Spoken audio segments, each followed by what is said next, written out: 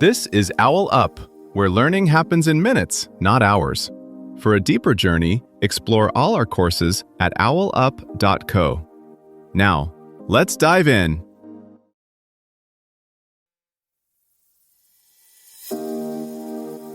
Welcome back to Chapter 2 of our series, The Art of Asking Questions.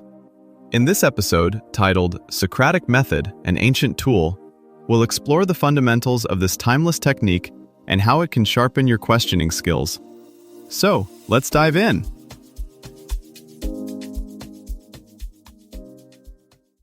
Socrates never wrote a single book, yet his way of asking questions still shapes how lawyers argue, therapists listen, and teachers teach. Athenian jurors once found his questions dangerous enough to kill him. So, what makes a conversation style that risky and that powerful? That risky, powerful way of talking didn't stay in ancient Athens. It quietly migrated into courtrooms, therapy offices, classrooms, and even team meetings.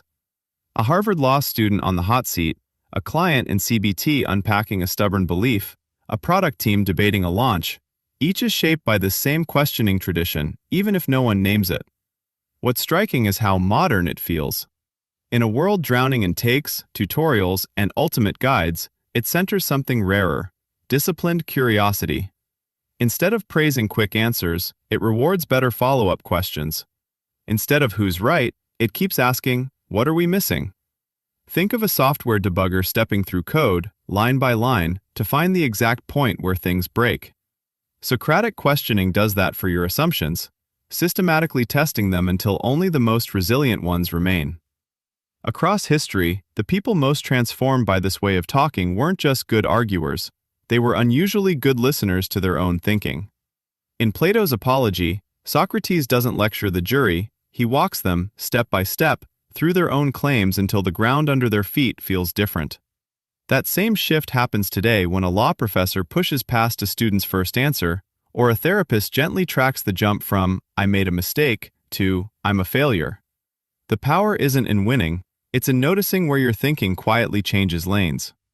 At its core, this approach is structured like a sequence of stress tests for an idea. Each question has a job. The first wave usually clarifies, when you say this product is for everyone, who exactly is included, who isn't? Next comes probing for evidence. What makes you confident that this group will pay for it? Then come consequences and alternatives. If you're wrong, what breaks first? What else could explain the same data? In law, that structure became formalized. When Harvard's Christopher Langdell shifted legal education in 1870, he didn't just throw cases at students, he paired them with targeted questioning that forced future lawyers to trace how a tiny change in facts could flip an entire ruling. Over time, that blend of cases plus questioning spread so thoroughly that today roughly 95% of U.S. law schools rely on some version of it.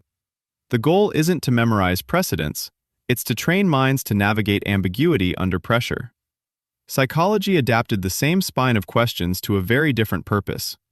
In cognitive behavioral therapy, a client might say, if I don't respond instantly to messages, people will abandon me. The therapist doesn't rebut, they dissect. What's the evidence that this always happens? When has it not? If a friend delayed replying to you, would you draw the same conclusion? Session by session, these questions chip away at catastrophic certainties.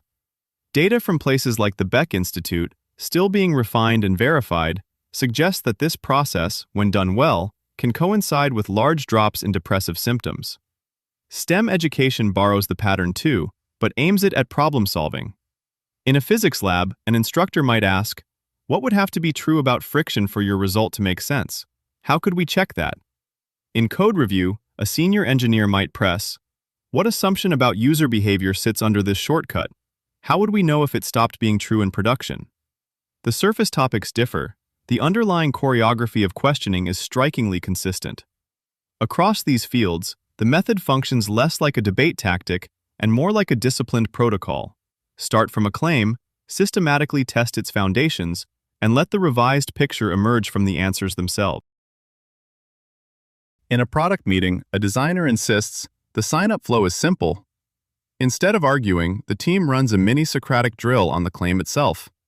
One person asks, simple for whom, specifically? Another follows, What would have to be true about our user's context for this to feel effortless? A third presses, which screen generates the most support tickets, and what does that suggest we've overlooked? By the end, the original statement has quietly evolved into a concrete hypothesis they can actually test. You can do a similar thing solo. Take a belief such as, this relationship can't be fixed. Write it at the top of a page. Underneath, list 3 questions that would make that sentence less absolute. In what small ways has it shifted before? What would slightly better look like? Who disagrees with me about this, and what do they see that I don't? Each answer becomes fresh material to question again, revealing nuance where you previously saw a wall. Soon, this style of questioning may shape how we relate, not just how we learn. Picture couples, teams, even online communities using shared question maps the way coders use version control, tracking how a disagreement evolves as each side refines its claims.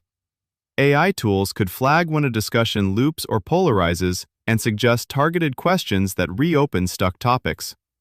Used well, this turns conflict from a win-lose contest into a joint search protocol for better models of each other. Let this be less a technique you use and more a stance you try on. In your next hard conversation, treat your questions like lenses on a camera. Swap them, refocus, zoom in on details you'd usually crop out.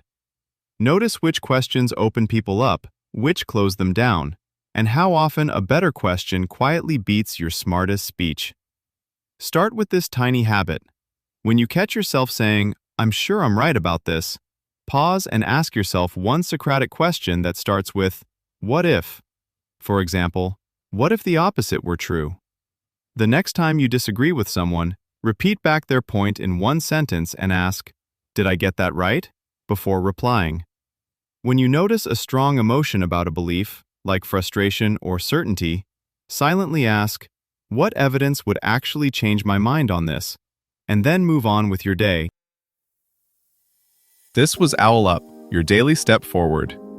This series continues with more chapters on OwlUp.co. Visit OwlUp.co to access the complete course and continue your learning journey. See you there!